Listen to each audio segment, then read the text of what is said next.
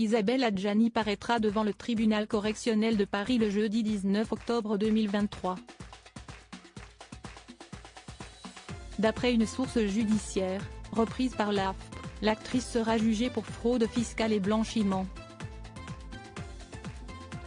Un nouveau rebondissement dans l'enquête lancée après la révélation des Panama Papers. Isabelle Adjani a marqué l'histoire du cinéma français.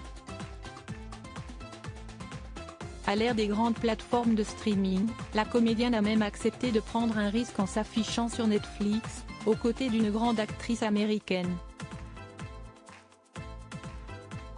Toutefois, depuis quelques années, elle est aussi inquiétée par la justice.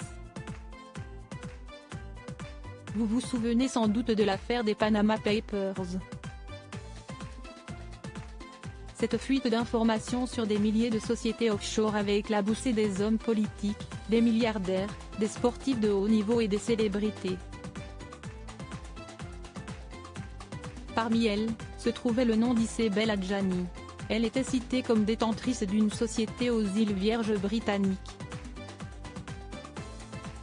Depuis, la voilà visée par une enquête pour blanchiment de fraude fiscale. Les investigations n'ont pas permis d'identifier des flux financiers liés à cette société offshore. En revanche, elles ont bien révélé des faits de fraude et de blanchiment d'argent, comme l'explique la source judiciaire, relayée par l'AFP. Isabelle Adjani est au cœur d'une enquête depuis des années. La mère de Gabriel Cain Day-Lewis est soupçonnée d'avoir fraudé l'administration fiscale en 2013, en 2016 et en 2017. Cette même source judiciaire estime qu'elle aurait dissimulé une donation de 2 millions d'euros émanant de Diagna Ndiaye, un homme d'affaires sénégalais, DLR, sous couvert d'un prêt, lui ayant permis d'éluder 1,2 million d'euros de droits de mutation.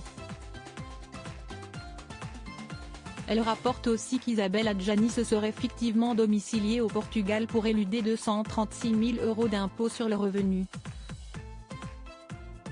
Isabelle Adjani est également poursuivie pour blanchiment, après des faits commis entre les États-Unis et le Portugal en 2014.